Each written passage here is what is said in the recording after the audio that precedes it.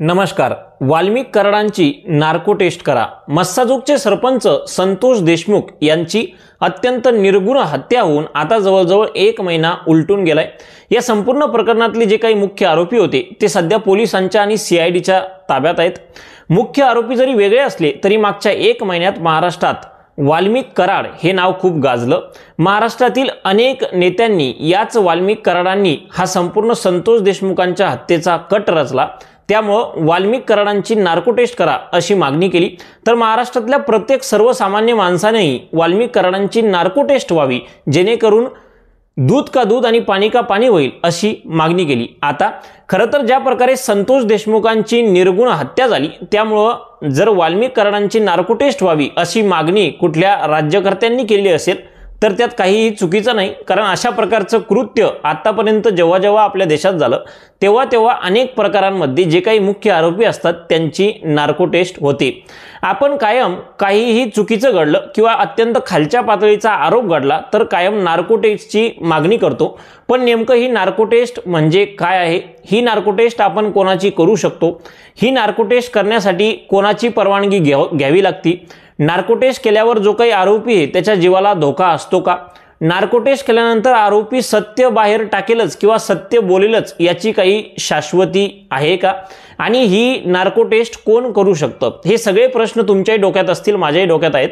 आणि या सगळ्या प्रश्नांबद्दल आजच्या व्हिडिओमध्ये बोलणार आहे. नेमकं नार्को टेस्ट म्हणजे काय असतं, ती कशी केली जाते आणि ती केल्यानंतर त्याचा परिणाम काय होतो? वाल्मिक कराडांची खरंच नार्को टेस्ट होऊ शकते का? जर झाली तर त्याला काय कारण असेल? आणि वाल्मिक कराडांची जर नार्को टेस्ट झाली तर सत्य बाहेर येईल का? आणि संतोष देशमुखांना न्याय मिळेल का? या संपूर्ण विषयावर आजच्या व्हिडिओमध्ये बोलणार आहे. त्यामुळे पुढचे 5 मिनिटं माझ्यासोबत नक्की थांबा. नमस्कार, मी वैभव सांगळे आणि माझ्या यूट्यूब चॅनलवर तुम्हा सगळ्यांचं खूप खूप स्वागत आहे. पहिल्यांदा आले असाल चॅनलला लाईक करा, शेअर करा, सबस्क्राईब करा. साईडला दिलेली घंटा दाबायला विसरू नका, जेणेकरून माझा येणारा प्रत्येक व्हिडिओ सगळ्यात पहिले तुमच्या मोबाईलवर येईल. व्हिडिओची सुरुवात करूयात. वाल्मिक कराडांची नार्को टेस्ट व्हावी. आता समजून घेऊयात नार्को टेस्ट म्हणजे नेमकं काय. जेव्हा कुठलाही आरोपी अत्यंत खालच्या पातळीचा आरोप करतो किंवा कुणाची तरी निर्गुण हत्या करतो, तेव्हा पोलीस त्या आरोपीकडून जे काही सत्य आहे ते बाहेर काढण्याचा कायम प्रयत्न करतात. पोलीस त्या आरोपीला मारतात, त्याला चटके देतात, जे होईल ते प्रत्येक प्रकारचा प्रयत्न करतात. पण जेव्हा सगळे प्रयत्न करूनही एखादा आरोपी सत्य बोलत नाही, तेव्हा त्या आरोपीवर नार्को टेस्ट करा अशी मागणी केली जाते.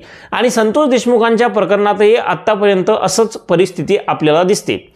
आता ही जी काही नार्को टेस्ट आहे ती नार्को टेस्ट करण्यासाठी तुम्हाला कोर्टाची परवानगी किंवा न्यायालयाची परवानगी घ्यावी लागते.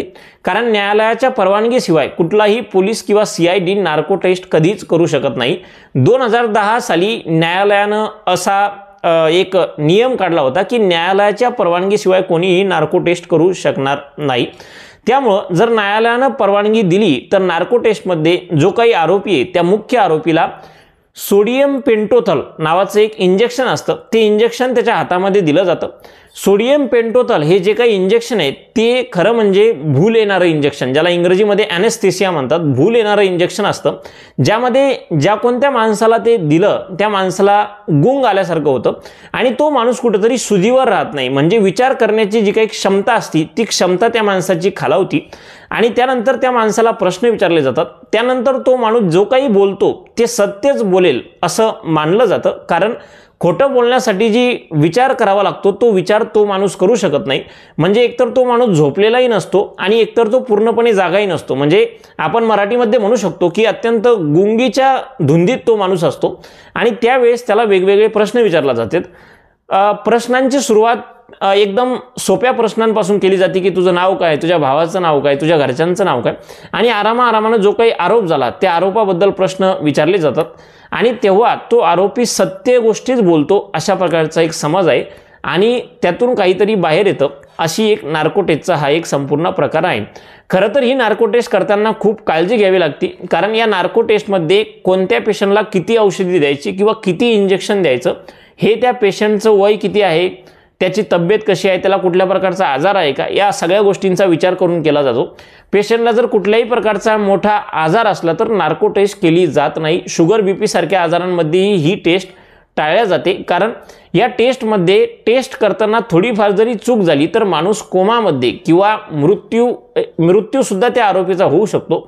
त्यामुळे अत्यंत अनेक गोष्टींचं पालन करून ही टेस्ट केली जाते।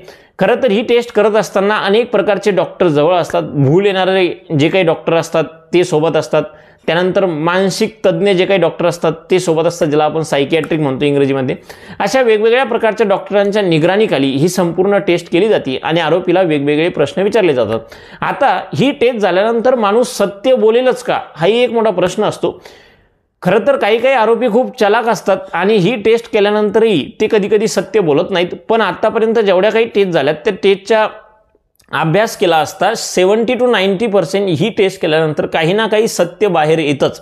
अशा प्रकारचा एक आतापर्यंत तरी अनुभव शास्त्रज्ञांना किंवा भारतात जिथे जिथे ही टेस्ट पार पडली अशा प्रत्येक लोकांना आहे। आता या टेस्टमध्ये जीवाला धोका असतो का, तसं मी सुरुवातीला सांगितलं की ही टेस्ट केल्यानंतर जर तो जो काही डोस आपण देतो किंवा जे काही औषधी आपण देतो ती औषधी जर थोड्याफार प्रमाणात जास्त झाली तर माणसाच्या जीवाला धोकाही होऊ शकतो, आणि ती औषधी थोड्याफार प्रमाणात कमी झाली तर माणूस खरं बोलेल का नाही हाही एक प्रश्न असतो। त्यामुळे त्या औषधीचं जे काही प्रमाण आहे ते अत्यंत योग्य प्रमाणातच द्यावं लागतं, जेणेकरून माणूस खरं बोलला पाहिजे आणि जे काही आरोपी आहेत त्यांना पकडलं गेलं पाहिजे आणि आरोपांच्या खोलात जाऊन योग्य तो निर्णय देता आला पाहिजे। दुसरी गोष्ट, आतापर्यंत आपल्या भारत देशात कोणाकोणावरही नार्कोटेज झाली, म्हणजे काहीतरी मोठं प्रकरण झालं आणि नार्कोटेज झाली। ही नार्कोटेज 2002 साली जेव्हा गुजरातमध्ये गोध्रा हत्याकांड झाला होता, अयोध्यातून येणारी एक ट्रेन गुजरातमध्ये गोध्रा येथे अडवली होती आणि ती संपूर्ण ट्रेन जाळली होती आणि त्यामध्ये अनेक हिंदू संतांचा मृत्यू झाला होता। आणि त्यानंतर हा संपूर्ण हत्याकांड झाल्यानंतर काही लोकांची, जे संशयित आरोपी होते, त्यांची नार्को टेस्ट या संपूर्ण प्रकरणामध्ये झाली होती।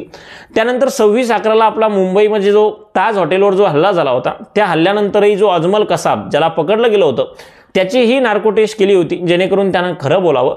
आणि नुकतंच 2 वर्षा अगोदर 2022 साली श्रद्धा हिचा ज्या प्रकारे काही श्रद्धा मर्डर केस झाली होती दिल्लीमध्ये, महाराष्ट्राचं एक आफताब नावाच्या मुलानं तिचे तुकडे केले होती, ती घटना तुमच्याही कानावर असेलच। त्याही केसमध्ये त्या आफताबची नार्को टेस्ट करण्याची परवानगी न्यायालयानं किंवा कोर्टानं दिली होती।